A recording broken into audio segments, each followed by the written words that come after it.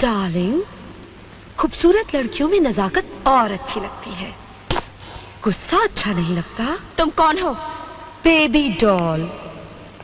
नहीं, अगर तुम प्यार से मान जाओ तो ठीक है। हम मुर्दों पर कफन डालने में जितना टाइम लगाते हैं, उससे भी कम टाइम में इज्जतदारों के जिस्म से कपड़े उतारते हैं, समझे? भगवान के लिए मुझे छोड़ दो। स्टार्ट।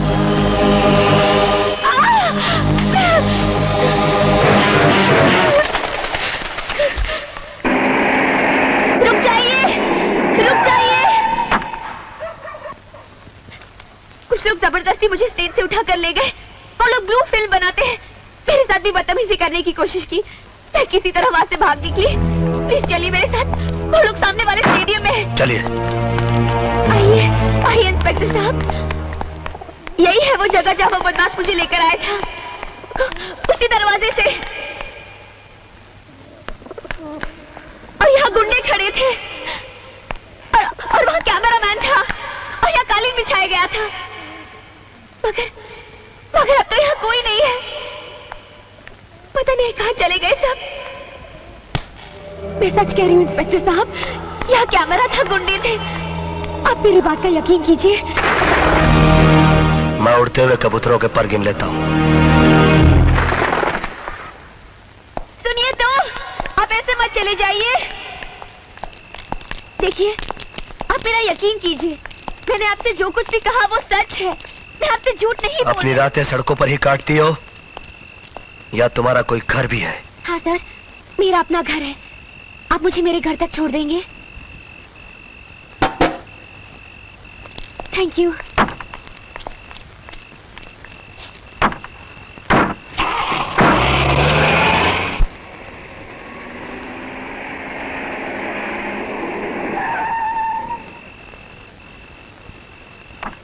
सर,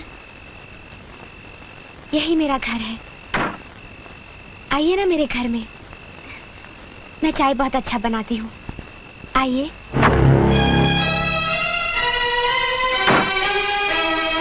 रात के सन्नाटे में अकेले मिलना, बदन पर इस तरह के तंग कपड़े, झूठे ड्रामे के सहारे किसी को अपने घर तक ले आना, और रात के 2 बजे घर के अंदर चलने की दावत देना। रुक जाओ, एहसान जताकर मत जा। सुन ले मेरी बात। तुमको देखकर एक चीज तो समझ में आ गई कि हर वो चीज जो चमकती है वो सोना नहीं होती। अब मुझे देखकर एक चीज तुम भी समझ लो कि हर वो चीज जो काली होती है वो कीचड़ नहीं होती। ओ मानिया, सलीम, एल्बर्ट, पिंटू, कालिया, जल्दी बाहर आओ।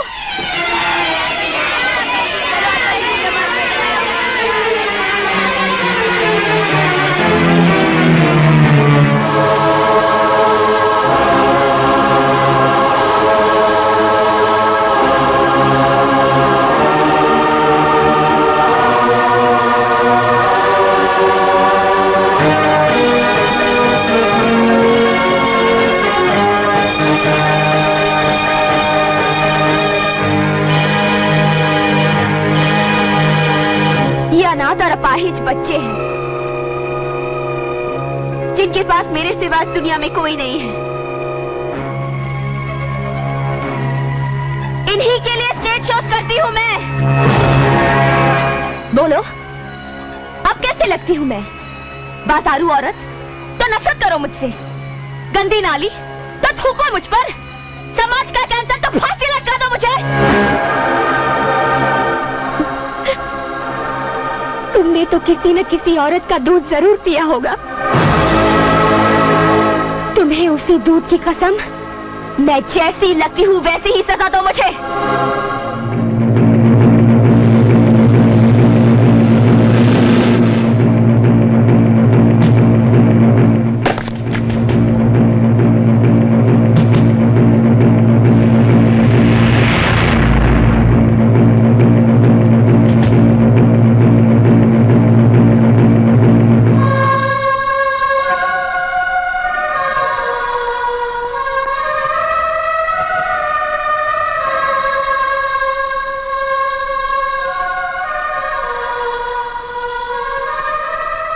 मैं पवित्र गीता को पहले इसी तरह माथे से लगाता हूं, फिर होठों से इज्जत देता हूं।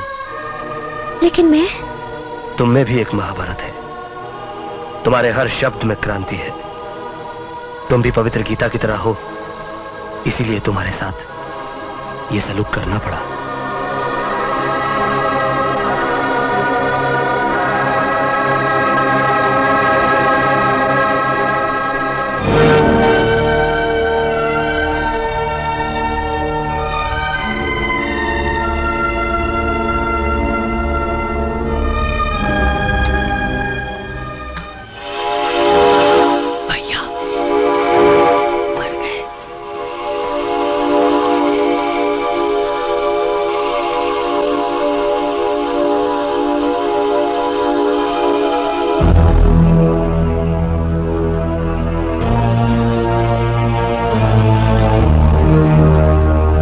नंदो, इतनी रात को कहां से आ रहे हो?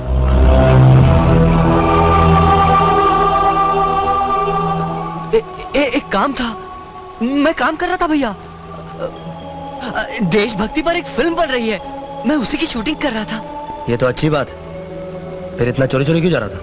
वो बहुत रात हो गई थी ना भैया, इसलिए। देख, मेरी दो बातें याद रखना। एक तो ये कि काम के लिए कभी दिन रात मत देखना, और दूसरी बात कि चोरों के कदमों की आवाज मैं अपने कानों से सुनता हूं, मगर अपने भाई के कदमों की आहट मैं अपने दिल से महसूस करता हूं। इसलिए एक बार मुझसे चोर बच सकता है, मगर मेरा भाई नहीं। चल जा, जाके सो जा।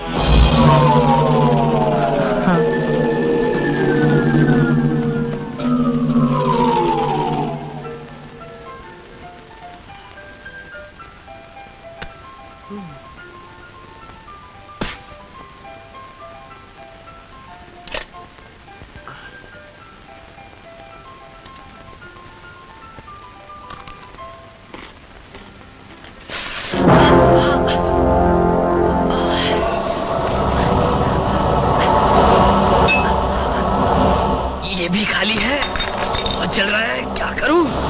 अरे नंदू, ये क्या हो गया तुझे? कुछ नहीं भैया, थोड़ा सा। ये थोड़ा लग रहा तुझे?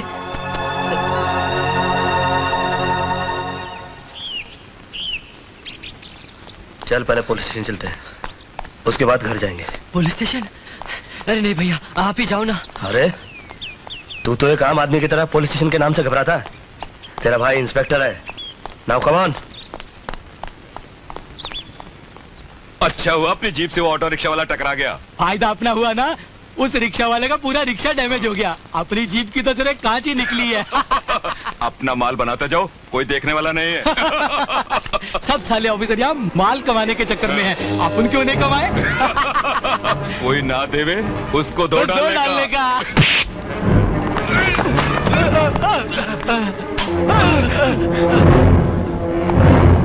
लाइट्स। ये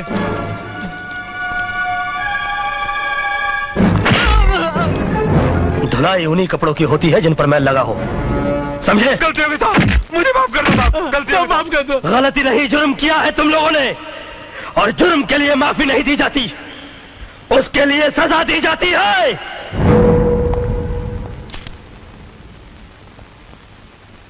नंदू कहां चला गया? ओह, कॉलेज चला गया हुआ। ये 11 बज गया, अभी तक सब इंस्पेक्टर वर्धन क्यों नहीं आए? सर वो हमेशा लेट ही आते हैं।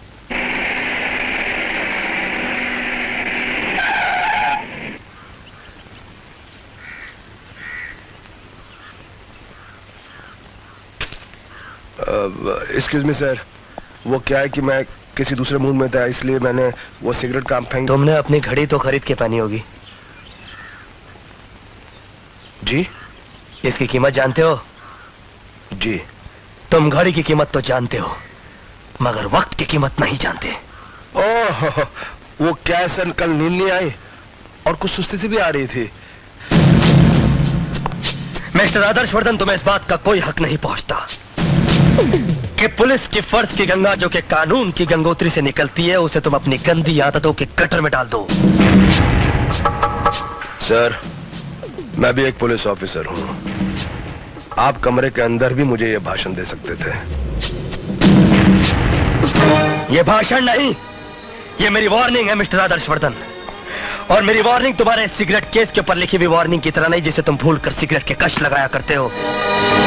मेरी वार्निंग कानून की किताब के उस फुल स्टॉप की तरह है जिसके बाद कुछ भी करने या सोचने की जगह नहीं बचती।